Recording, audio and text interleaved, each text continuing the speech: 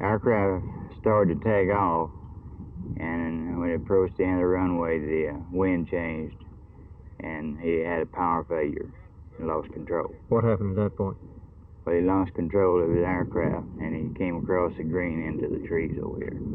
And did he strike the tree itself? Yes, he did. He lost one wing at the first tree and then piled up against the other tree. How many people were in the aircraft at the time of the collision? And 3 adults and 2 children.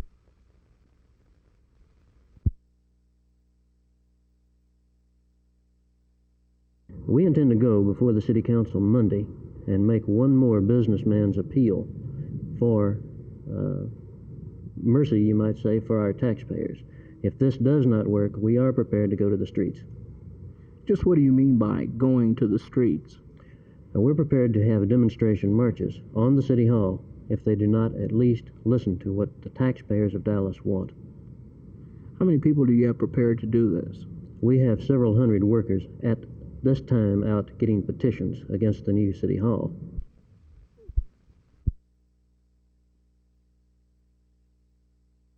Well, I think the major reason, or at least the major reasons that have been given to us, was the fact that we did an inadequate job of explaining the issue in the first place. We had a light voter turnout.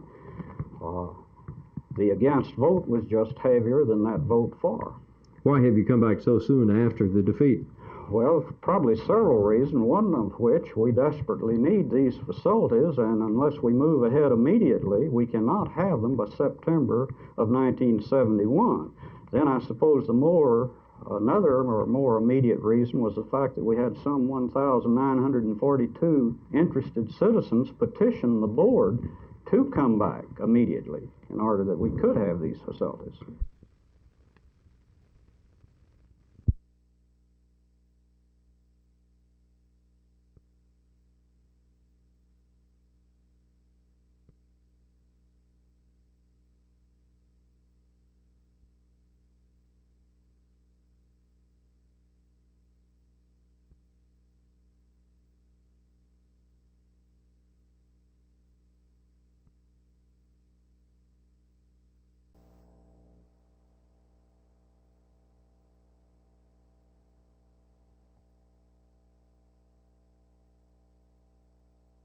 United Taxpayers Incorporated feels that all the politicians who advocate a continuous tax rise and are constantly seeking new tax sources should be replaced with more conservative politicians who feel that the taxpayer should come first and not necessarily special interest groups.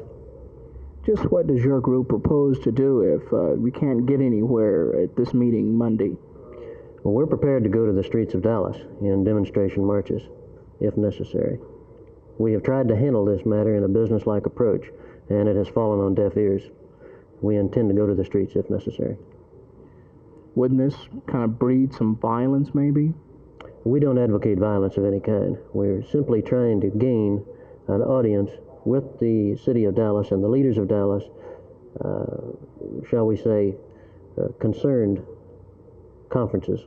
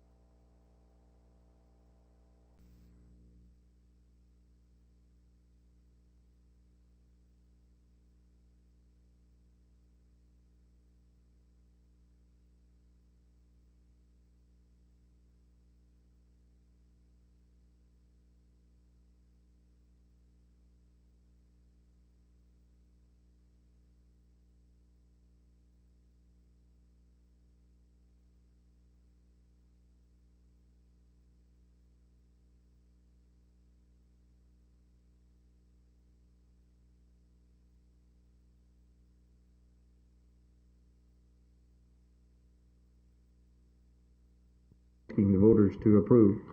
Well, Proposition 1 is revoting the current $1.50 maintenance tax that we have, or the ceiling of $1.50. We actually only are using $1.30 of it now, but we'll have to use $1.40 next year. Would you go to $1.50? No, sir. We would stay with the $1.40 for next year that we already have the authorization to use. Actually, Proposition 1 will enable us to sell the required bonds immediately that we need to sell in order to begin our building program. It will not increase the maintenance tax. What is Proposition 2 and 3? Proposition 2 will provide $9,200,000 that will be needed to build the basic facilities required for some 4,000 additional students that we expect within the next 5-year period. And Proposition 3 is air conditioning, new facilities, and all existing facilities. We have some 20 buildings, 13 elementary schools, 5 junior high schools, and 2 senior high schools, none of which are air conditioned. If Proposition 3 passes, over the 5-year period, we will air condition all existing buildings, and we will proceed with air conditioning all new buildings as they are constructed. When the voters go to vote, they look at the ballot. Do they have to vote yes or no for all 3 of the propositions? No, sir. In fact, we would like to emphasize that the basic facilities are contained in Proposition 2. In order to maintain current educational standards, we desperately need Proposition 1 and 2. Proposition 3, we think, has definite merit. We think it would improve the educational program, but that's something the people could decide for themselves. We had certainly hoped that they would vote yes for 1 and 2, use their own judgment for 3. Do you think then that the voters just did not understand the issue completely? That is our opinion, at least, that they did not completely understand the issue. Plus, as I say, the fact that over the past 20 years, we've had 8 elections, all of which have been successful. The smallest margin that we've ever carried one by was about 3-1. And that added together with the fact that maybe we did not get out adequate information originally. I think all of these factors taken together. Let's look on the dark side for just a moment. What happens if none of these propositions pass, especially Proposition 2? Well, we'd rather not look to that side, but the fact remains if we have some 4,000 additional students coming in, we have to take a backward step. And of course, we regret that because for the past 25 years, we've been improving our program, improving our standards. We cannot assume or take an additional 4,000 students without having overcrowded classrooms, without revising our schedules, without lowering our standards, in short. So it would cost more in the long run that way. Well, it would certainly cost more from the standpoint of the harm we would be doing our boys and girls. And in addition to that, if, say, we come back a year from now and recognize that we made a mistake, which I'm sure would happen, and build the same facilities, according to our best estimates from architects and engineers, they could expect to pay some 10% more. So actually, based on the figures that are provided us, every month's delay is costing us probably about $25,000. We had planned some $3 million worth of facilities within the first year. If you add 10% to that and assume that we'd make up all the rest of the time,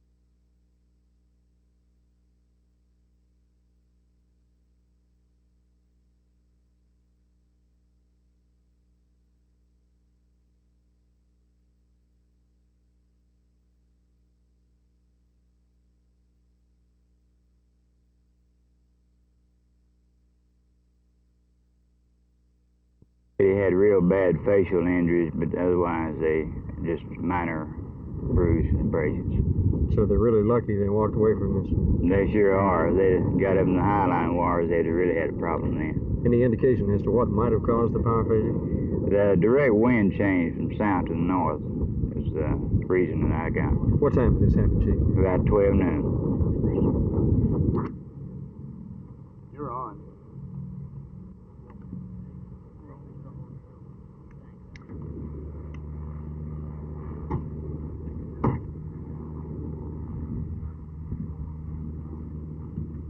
How long did it last? 50 feet. Mark is giving us the info. Do what? Who's giving out the information? Director of Public Safety. Gentleman standing there with a hat on.